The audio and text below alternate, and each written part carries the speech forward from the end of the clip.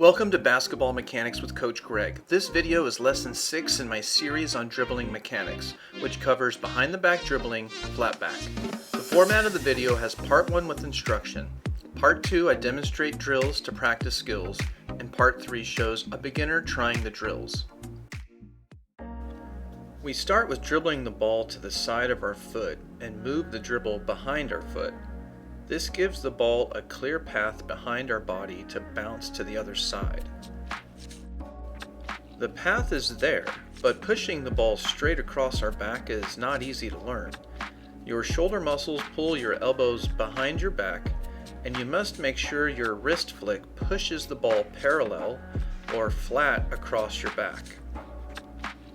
When you first start practicing this mechanic, watch the ball as much as you can. It will take time for your muscles to push with consistent force, for your bounce angle to allow for an easy receive, and to know where to have your receiving hand wait for the ball contact. As you feel more comfortable with these, you will be able to keep your vision up and ahead of you. Common mistakes when first practicing flatbacks. 1. You do not dribble the ball behind your foot, so you end up bouncing the ball into your butt, leg, or foot.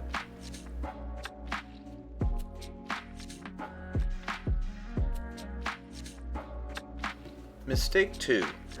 You do dribble the ball behind your foot, but your dribble push angle is too much towards your own body, and the ball hits your other leg or butt. Mistake 3 is angling the ball bounce away from your body so much that your receiving hand cannot reach it. Mistake 4.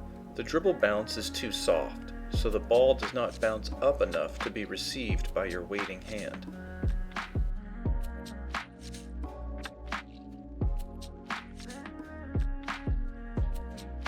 Mistake 5. You dribble the ball too low and or too fast for your receiving hand to control or touch.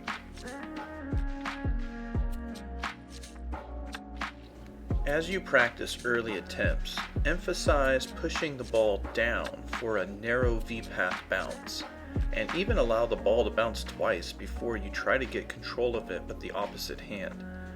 The first mechanic to master is just getting the bounce flat across your back, so don't worry if the ball takes 2 bounces to get to the other side. Once your dribble is consistently flat across your back, try it in 1 bounce.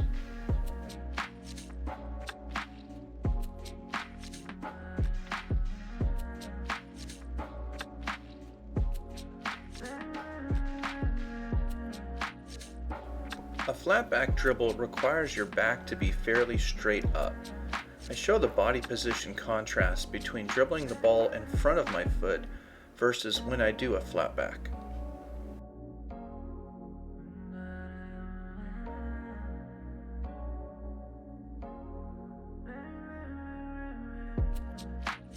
As you get better, your knees will start to bend more with good dribbling form. When this happens, about half of the ball is actually traveling under my butt during the flatbacks. You can also see the ball consistently bouncing in between my feet.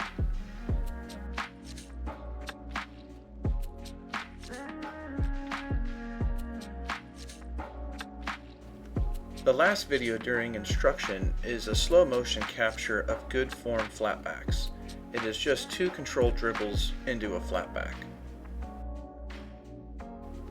With the time, I want to address ball turning versus moving your hand around the ball. They are 2 different tools to be used when appropriate. Sometimes it is best to turn the ball in your hand to maintain more control, but sometimes it is simpler and faster to move your hand into a different contact position in the northern hemisphere of the ball. In these flatbacks, you can see I just move my hand when I want to cross dribble the ball behind my back.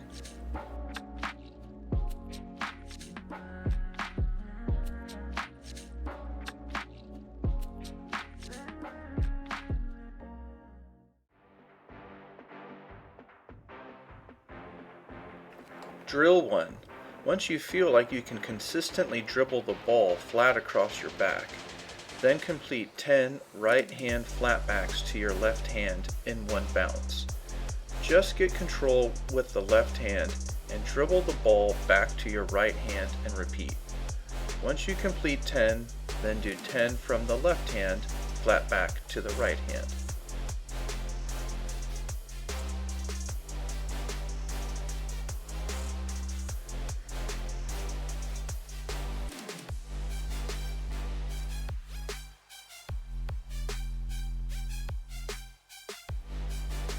Drill 2 adds a rewind or an immediate flatback, returning the ball to the original hand. This forces your receiving hand to have control of the ball on the receive, enough to provide an accurate flatback to be easily receivable with the original hand. Start with 10 completions, right hand to left, where the left hand immediately rewinds back to the right. Then switch.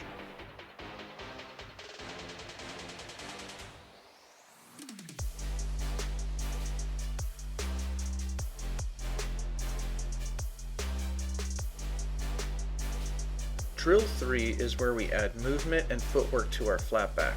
For beginners, it can get challenging to synchronize it all together. Just go slow at first. Your defensive foot on the free throw line moves up to about a 45-degree angle. Then, or during the step up, begin a flatback. Upon the receive of the opposite hand, your feet are still moving to put you into a defensive stance. These sets of moves are very strategic and protect the ball extremely well. Combine this with your vision up and on the court of defenders and teammates, and this set of mechanics will allow you to concentrate on decision making with triple threat: dribble, drive to the basket, pass, or shoot. Drill 4 is not as strategic or game-like as Drill 3. An immediate rewind flatback is strategic, but there is never really a time in a game where 3 or more flatbacks in a row will help you. This is a drill to push your level of control and consistency of the flatback dribble. I will make this point again. Not all drills directly practice game-like moves.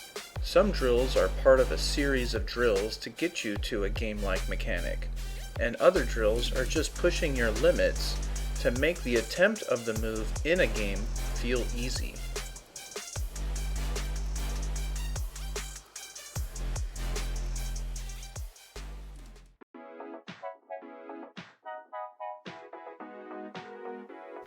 In Drill 1, Edgar is good at dribbling the ball behind his feet before trying the flatback.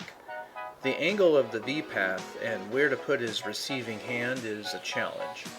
Most flatbacks are straight across his back though. Also, his right to left hand is much better than his left to right hand flatback.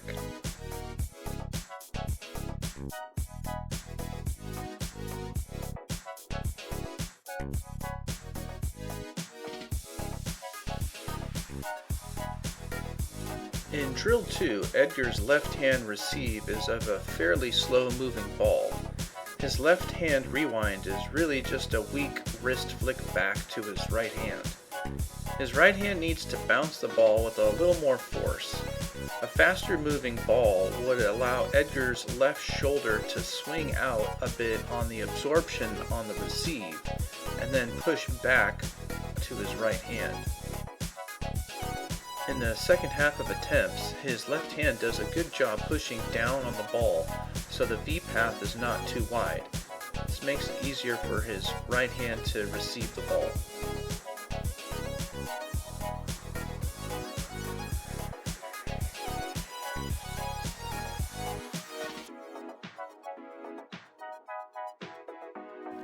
When Edgar switches sides in Drill 2, you can see the extra challenge he has in receiving the flatback dribble with his right hand and trying to rewind it back to his left hand.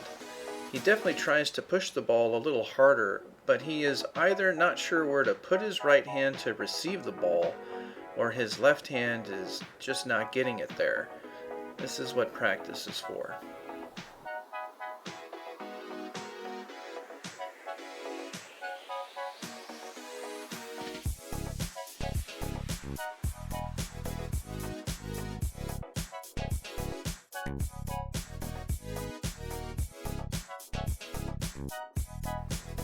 Drill 3 adds the footwork movement into the flatback, and properly, Edgar slows down. After a drill is easy when you go slow, you can always speed it up.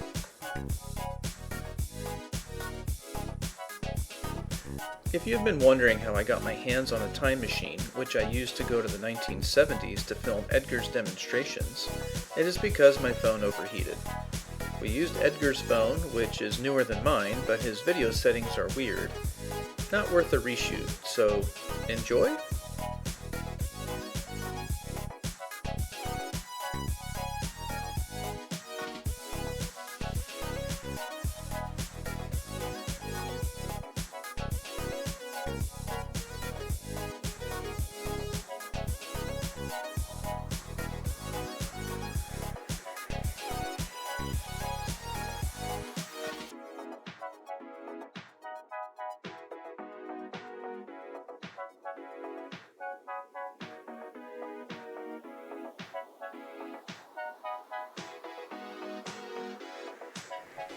Drill 4 is difficult for Edgar. He is not ready for it, and I would definitely have him practice and perfect drills 1 and 2 before spending much time on drills 3 and 4. Again, I showed this to prepare some of you for what to expect when you first start trying these. Everyone goes through these stages, and the first one is usually the most frustrating and the least amount of fun. Remember, slow, steady progress. You'll get there.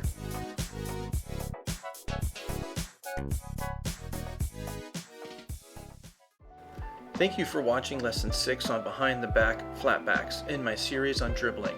Up next is Lesson 7 on Behind the Back Dribbles Wraps. Lesson 8 is Dribbling through the leg, and Lesson 9 is Revisiting the V-Dribble and Flatbacks. If anything in this video has helped you learn or coach basketball, please like the video and consider subscribing to my channel. Doing this increases the chance that someone else may see these videos and help them on their journey in learning the sport.